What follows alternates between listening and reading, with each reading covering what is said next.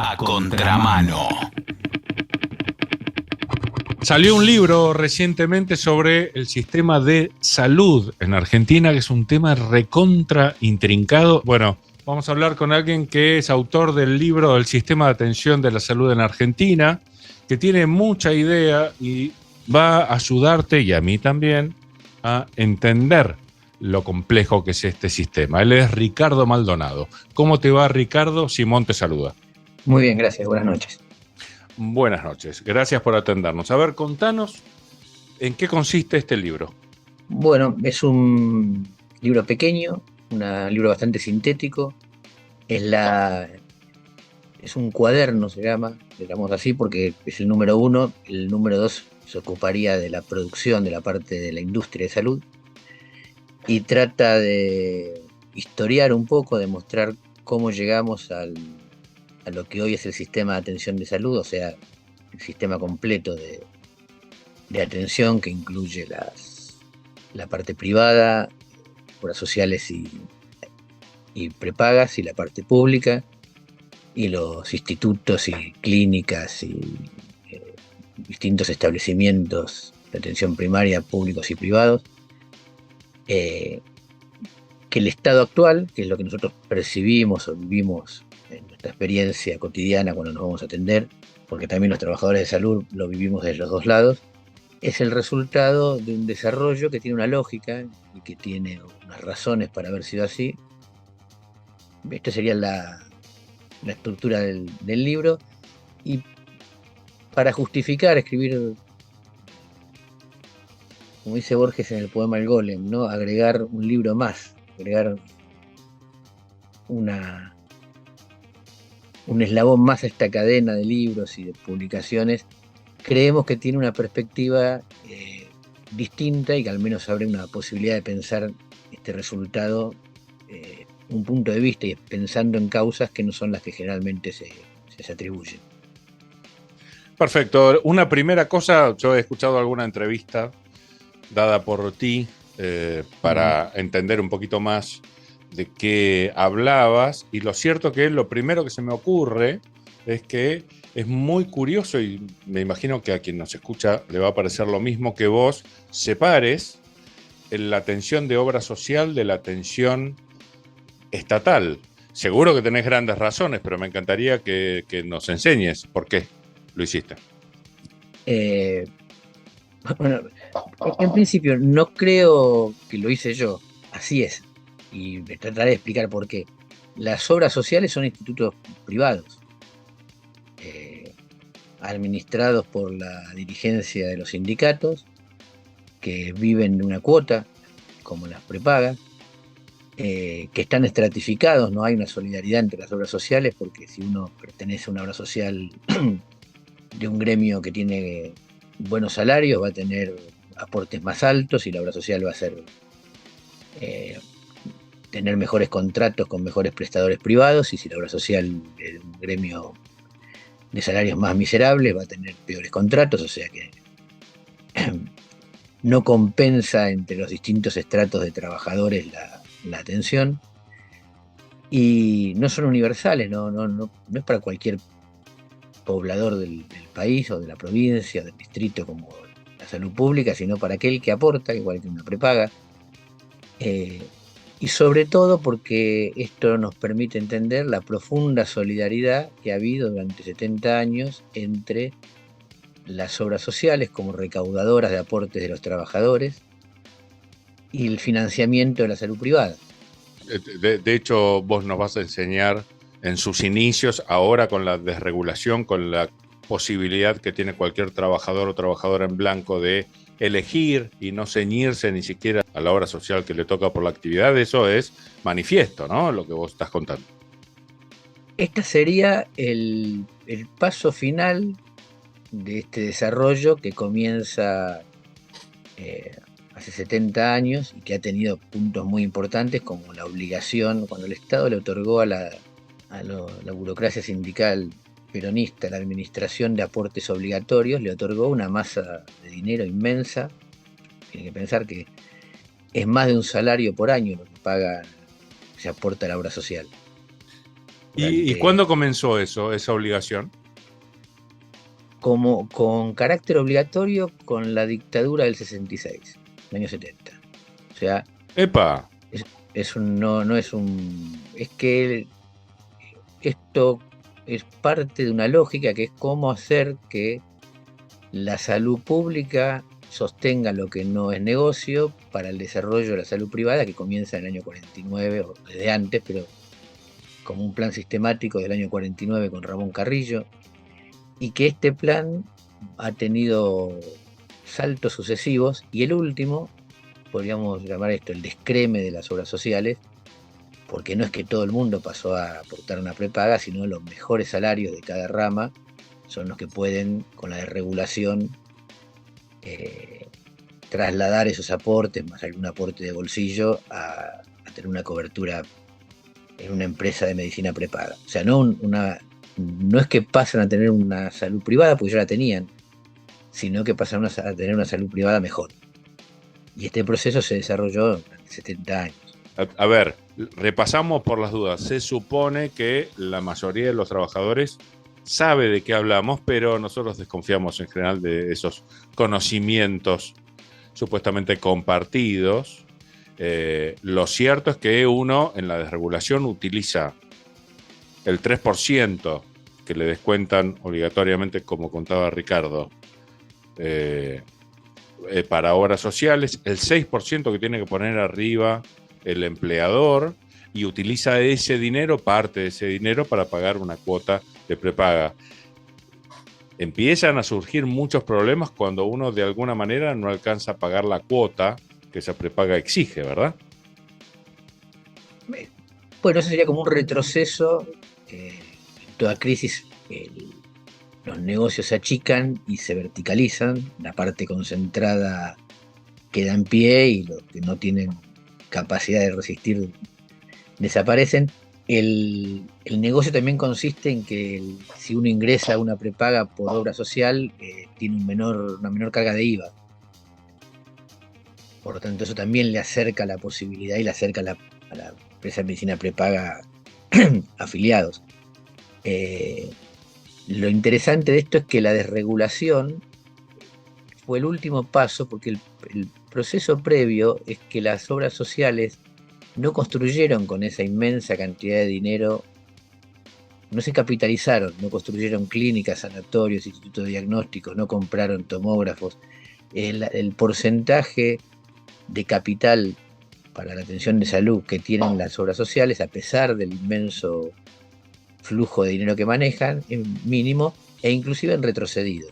Los grandes establecimientos pertenecientes a las obras sociales, el cual los emblemas son el Policlínico Bancario y el Hospital Ferroviario, uno no ha podido avanzar y está en crisis, el bancario, y el otro directamente se ha cerrado. Cuando un trabajador va a atenderse por la obra social, en general va a atenderse una clínica privada, que la obra social tiene contratada. Esto significó que en los momentos en que había posibilidades de contratar y comprar tecnología, en la tablita de Martínez de Oz, en la década del 90, ese flujo de dinero sirvió para que se capitalizara la salud privada, no la salud pública. Y hoy la relación de tecnología entre salud privada y salud pública es, aunque tienen la misma cantidad de camas, depende del tipo de aparatología, de 2-1 o 3-1. Entonces, este es el proyecto, por decirlo así, o el plan que se ha venido desarrollando desde que el proyecto del 49 dice que lo que Argentina tiene que desarrollar es una salud semisocializada, que los pudientes paguen su propia salud y que el Estado se haga cargo de los no pudientes. Y esto ha llegado a desarrollarse plenamente. Y los problemas que tenemos son los problemas de ese desarrollo. ¿Quién fue el que planteó ese Ramón Carrillo, primer ministro de Salud del gobierno peronista del 45-55. Después hubo otro Bebacua que cuando Carrillo renuncia asume el ministerio en el último año y medio otro médico que no era del staff de Carrillo. Dos datos que parecen pintorescos, ¿no? O sea, el que de hecho no lo son. Nosotros le prestamos mucha atención a las cuestiones estructurales que no suelen tener grieta, pero digamos, un ministro de Perón es el que desarrolla el sistema privado y un dictador es el que les da dinero a los sindicalistas peronistas. Es como para acotar una nota de color. Sí, o una nota que desmiente lo que es la nota de color, que sería la creencia en lo contrario, ¿no? Porque el, el proyecto de Carrillo está escrito en sus planes quinquenales y afirma claramente esto que digo, que no lo invento yo, sino que lo dice él, que lo que hay que desarrollar es una salud para los no pudientes, porque los pudientes también tienen que tener el derecho y la posibilidad de tener una salud paga, y que esto es lo que hay que promover con créditos, con posibilidades. En la parte industrial lo hace, que comenzaba a hacer negocio con el tema de la penicilina, lo hacen plenamente porque en lugar de desarrollar la producción de penicilina estatal, que tenía incipientes desarrollos en el Instituto Malbrán, lo que hace es firmar un convenio con Squibb, un laboratorio de vanguardia norteamericano, y darle una serie de facilidades, y por lo tanto lo que se va a desarrollar es negocio, y lo dice en varios discursos y en el plan sintético en el año 52, que se ha promovido el negocio donde era posible y donde no, el Estado se ha hecho cargo.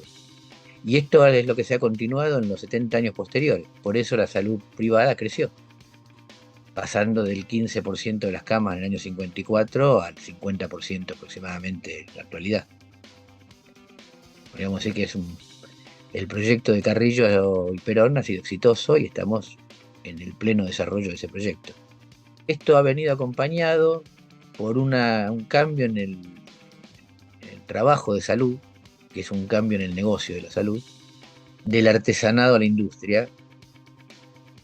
Y hace 100 años la acción sanitaria era, la fundamental acción sanitaria hace 100 años no tenía que ver con el sistema de salud, sino con las cloacas, el tendido de agua salubre y todo este tipo de eventos de obras públicas que tienen una gran incidencia en los indicadores de salud, aunque no los realiza el sistema de salud. Y el sistema de salud era muy incipiente y muy artesanal, basado en pocos personajes y cada uno bastante autónomo. El médico, el farmacéutico, los servicios tenían una relativa autonomía dentro de los hospitales porque cubrían casi el conjunto de su actividad. A medida que la industria ha avanzado, y sobre todo después de la década del 50,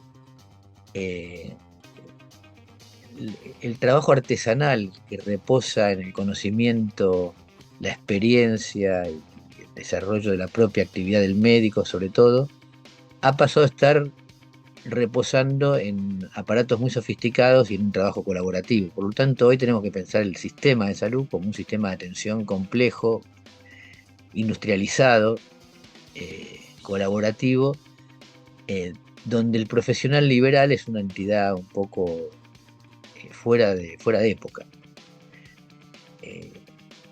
Y cuando uno va al médico, lo importante es en qué sistema está inscrito, porque el médico, por más que sea un genio y por un acto de bondad nos atienda, inmediatamente nos va a tener que prescribir una serie de estudios y de interacciones con otros elementos del sistema, con análisis de sangre, con una tomografía, con cierta medicación, que requieren estar integrado en un sistema que lo cubra, porque esto ahora es muy caro. Y este desarrollo es el que explica que debe ser un elemento secundario en el presupuesto nacional, el Ministerio de Salud. Hoy el gasto de salud en el PBI es el 10% del PBI. Una inmensidad. Porque están todos estos recursos nuevos, desarrollados, novedosos, muy eficaces y muy desigualmente accesibles. Y esto es lo que cualquier mejora en el sistema de salud requiere, que la accesibilidad y la propiedad de estos recursos sean colectivos, para que no haya desigualdades basadas en el dinero, en el ingreso, sino que la única razón para la distribución de los recursos sea el que surge de la propia batalla contra la enfermedad, que así debería ser.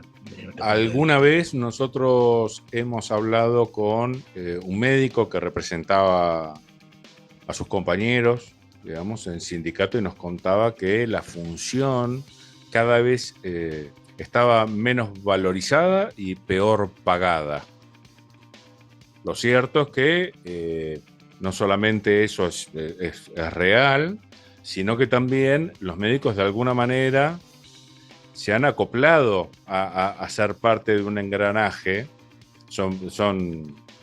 Hay una serie de costumbres que se han ido instalando, por ejemplo, el tiempo máximo de atención, el prescribir siempre. ¿Qué pensás al respecto? Es el efecto de la... A ver, es el efecto de dos cosas distintas que confluyen. Una es, esto es mucho más eficaz. El médico tiene hoy herramientas de una eficacia, el médico, el psicólogo, el psiquiatra, la enfermera, herramientas tecnológicas de una eficacia probada, como las vacunas que se elaboraron en un año para combatir el COVID.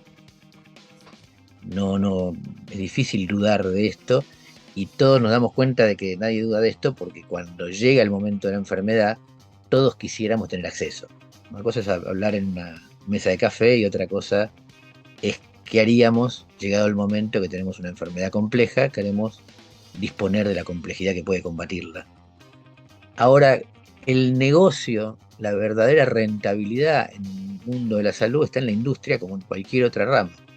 Y lo que está bien pago dentro del mundo de la salud es la industria. El salario, es interesante comparar los convenios que firma el FATSA, el Sindicato de la Salud Privada, para las ramas industriales, los que firma para las ramas de la atención y los salarios de la atención en la salud pública. Son un tobogán. Y tiene lógica. Los bajos salarios de la salud pública permiten que todavía sea accesible para la salud privada, que tiene salarios bajos, pero un poco menos, disponer de mano de obra. Pero el verdadero negocio, donde está la rentabilidad, es la industria. Y hoy empezó a circular por la lucha que en este momento están librando y que apoyamos de los residentes y los trabajadores de salud en Capital, lo que un pediatra ganaba con un monto de trabajo inmenso, producto de todas las obligaciones y la necesidad de capacitación y las horas de guardia y las distintas tareas que tiene que realizar. Y el video decía que con unas 100 horas terminaba ganando unos 100.000, perdón, que terminaba ganando unos 100.000 pesos. Un profesional sin tanta capacitación en el rubro de la industria ganaría 270 de convenio, porque ahí está la verdadera ganancia, en producir mucho con alta productividad industrialmente. Así funciona el capitalismo. Uno puede quejarse, pero un sistema tiene una lógica. Los trabajadores de salud sabemos que a veces a alguien le duele la cabeza porque tiene un problema en las vértebras, porque ese problema ha sido producido por como una cuestión postural. Finalmente vamos desde el asiento hasta el dolor de cabeza porque es un sistema. Es difícil pensar el tema de los salarios o de las exigencias o de la ahora falta de vocación o de recursos. Se va a vaciar el sistema porque nadie quiere sumarse con estos salarios. Es difícil pensar esto sin pensar el funcionamiento general del sistema. Por eso escribimos un libro para historiarlo, para poder con otro libro complementar y que se entienda que este es el resultado de un desarrollo del trabajo de salud que ha tenido grandes logros y que tiene grandes inequidades y agoreras perspectivas. Hay que cambiar todo esto logrando que el sistema sea uno solo, que sea un sistema colectivo y que no haya diferencia en el acceso que no sea determinada por el problema que una persona tiene. Esta es nuestra... ¿Cuándo vas a escribir la segunda parte? La segunda parte no creo que la termine de escribir yo. Nosotros somos un conjunto de trabajadores de salud que creemos que además de luchar, yo soy delegado, necesitamos profundizar el entendimiento del problema que tenemos que enfrentar. Así que por eso el libro es parte de esto que dice Cuadernos de Salud y Socialismo. Esperamos, si los tiempos nos ayudan, terminarlo antes de fin de año. Bien. O sea, en realidad, por favor, corregime que si hay algo que no quiero hacer es forzar tus dichos. Chiche Ujú. Helblum no es mi héroe en el tema de periodismo. Lo que digo es interesante porque me da la sensación de que vos y tus compañeros, no van contra el manejo de industria de la salud, sino la forma en la que es pago el trabajo de tus compañeros y la forma en la que se distribuyen las ganancias. ¿Es así? Corregime, por favor. A ver, sí, sí, voy a ser más preciso. Bien, Si hay una forma de distribuir las ganancias, es porque hay ganancias. Y nosotros estamos en contra de que haya ganancias. Simplemente queremos que haya un sistema en el que el sistema en su totalidad esté racionalmente planificado para la atención de los problemas de salud. Eh, la salud necesita en amplios sectores dar pérdidas, porque eh, no se puede pretender que den ganancias y además resuelvan los problemas de la humanidad. Este sistema está pensado actualmente, el capitalismo está pensado para dar ganancias, por eso deja problemas que se pueden solucionar sin solucionar. pero digamos, vos no ves mayor problema en el tiempo que le dedica hoy un médico promedio a un cliente estándar en su consulta. No ves un exceso de prescripción de estudios ni de medicamentos innecesarios. No es por ahí que ustedes ven los Lo problemas. veo, pero es un efecto secundario. No es que a los médicos o a los psicólogos nos gusta atender menos tiempo. Ok, ok. Hay una presión, obviamente, en un Sí, sistema obvio. organizado en pos de la ganancia por atender una cantidad de personas, por satisfacer una cantidad de demanda Gran que no presión. tiene que ver con Olvídate. nuestra formación, ni con nuestro objetivo, ni con nuestro trabajo, que tiene que ver con que esto es un negocio. Ahora, es un negocio porque ha sido promovido como un negocio y se sigue planteando que permanezcamos dentro del universo de la ganancia. No, no. Eh, la única manera de que las cosas funcionen es que todo el sistema se equilibre sin que haya quien saque de estos beneficios. Se entiende. Y no nos parece que sea negativo la parte de la industria. La industria es maravillosa. O sea, es maravilloso. Un ejemplo que es, tuve un problema en la vesícula, una piedra en la vesícula. Una piedra que jamás me causó el problema. El problema lo detectaron por una ecografía de rutina. La piedra era tan pequeña que no había causado ningún problema, pero podía llegar a causarlo. Me operé preventivamente. Me operé con la paroscopía, 3 agujeritos. No tuve que hacerme tuvieron que hacerme una cicatriz o cortar. Eh, ¿Quién puede negar que esto es una maravilla? Lo que no es maravilloso es que en un hospital público que no tenga torre laparoscópica no me operaban. Que si no podía tener acceso a chequeos de rutina, que para alguien que no tiene cobertura es todo un problema, no lo hubieran detectado a tiempo y podía haberme operado de urgencia. Pero la tecnología es maravillosa. El sistema que la distribuye mal y la aplica en función de la ganancia es lo que hay que combatir. La Bien, tecnología hay claro. que salvarla. No hay que tirar al niño con el agua sucia. En este caso no tengo ni con qué, ni tampoco vocación de polémica. Sí, simplemente te recuerdo algo que seguramente sabes. Hay gente que aboga por la vuelta del artesanato y, y descreo un poco de la ventaja de la medicina a través de maquinarias, pero te vuelvo a decir, no tengo cómo mantener mi postura ni ganas de polemizar, simplemente marco que existe otra gente que lo piensa de otra manera el sistema. Pero, y decime, ¿hay algo que haya quedado sin explicar de lo que ustedes escribieron en el libro? Hay- sí, siempre hay algo, porque por algo escribimos un libro, pero Obvio. lo central son estos dos temas. Y con respecto al artesanado, lo mismo, habría que pensar en toda, sería, esta gente que piensa así, ¿estaría dispuesta a cerrar las radios y volver al bando y los juglares, al tambor en la plaza y a noticiar de las novedades a los gritos? Supongo que no. Quizás no con la radio, pero sí plantean la vuelta del artesanato. Digo, Florencio Oscardó no tenía maquinaria y simplemente auscultando a un paciente sabía que era lo que tenía, pero te vuelvo a decir, me veo forzado a hablar en función de otros, no tengo cómo polemizar porque no tengo el conocimiento, pero hay gente que sí volvería en el caso de la medicina del artesanado. Pero bueno. Sí, sí, sí. Por eso digo, no digo que no haya gente que piense esto, Es más, hay simplemente mucho digo médico que que te ausculta, todavía te siguen golpeando el pulmón para ver eh, cómo respirás y no te piden un solo estudio, eso te lo afirmo. está muy bien. No digo que no se puedan realizar intervenciones y diagnósticos manteniendo los métodos previos. Insisto con lo mismo. Esto significa que vamos a renunciar a métodos de detección de problemas sofisticados y a instrumentos de resolución sofisticados que pueden solucionar cosas que antes no se solucionaban.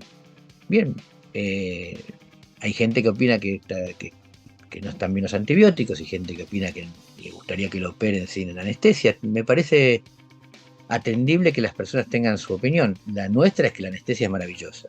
No, no, perfecto, perfecto. Solo estaba planteando la cuestión.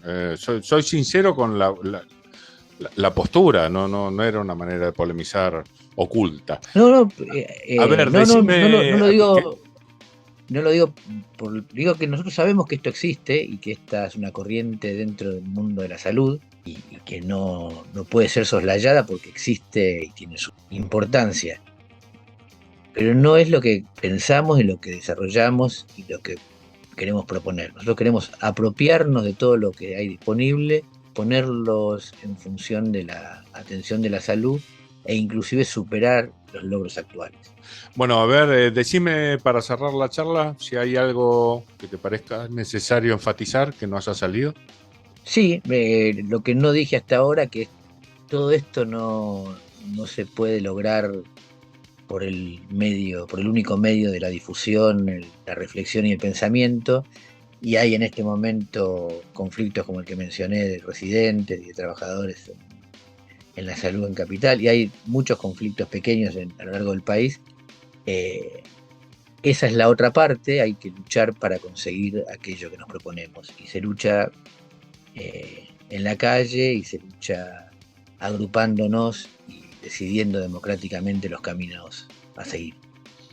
Sí, de hecho vos contabas en otras entrevistas que los médicos son de los grupos peor, de los grupos de trabajadores peor pagados, cosa que a priori desde el sentido común, bastardo y falso, obviamente, llama la atención porque son de los más valorados a partir de la pandemia y demás, los aplausos a las 9, bla, bla, bla, bla, y sin embargo, cuando hay que pagar, no parece ser justa la retribución. Claro, ahí quiero hacer una aclaración. Los trabajadores de salud, los profesionales de salud, estamos mal pagos considerando dos cosas. Una es que somos profesionales, comparados con otros rubros profesionales, ¿no? Probablemente ganemos mejor que el chico que bicicletea para Rappi. Se Esto entendió, se no, entendió. no, no. Sí, sí, sí. La otra Buena cuestión es aclaración. que hay un tema entre lo pagado y el ingreso, porque dudo que haya los docentes, otra esfera de la vida social donde el pluriempleo sea tan extendido. Entonces una cosa es el ingreso que se logra, otra es cómo, porque no tiene que ver tanto con un buen ingreso, sino con un esfuerzo duplicado, a veces triplicado, de trabajar en varios lugares, Sí, sí, lo sí, cual se tiene entiende. efectos devastadores en el envejecimiento, el cansancio, etcétera, etcétera, que quedó en evidencia cuando comenzó la pandemia, porque al tener que licenciar una serie de trabajadores en todos los rubros de los que teníamos que seguir trabajando por una serie de problemas de salud, la cantidad de personal envejecido o enfermo prematuramente en el área de salud es muy grande, porque trabajamos mucho, Sí, sí, por sí, sí. arriba de lo que trabajan Bueno, al otras fin y al profesiones. cabo, a vos te gustan los planteos económicos, también se podría pensar la remuneración en función del esfuerzo y podrías volver a comparar a cualquiera con cualquiera, ¿se entiende? Por supuesto, haciendo esta aclaración, sí. Totalmente. Sí, sí, pero está muy bien lo que dijiste. Te agradecemos muchísimo el contacto. Igualmente, gracias por hacer conocer nuestro libro. No, por favor, ha sido un gran placer y aparte el trabajo en sí es muy valioso, que siempre es muy importante contar cuáles son las estructuras reales en un tema tan importante como la salud, así que te lo agradecemos. Te mandamos un abrazo grande. Igualmente.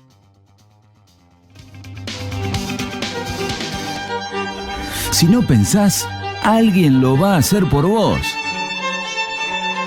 A contramano. Información y reflexión. ¡Espectacular!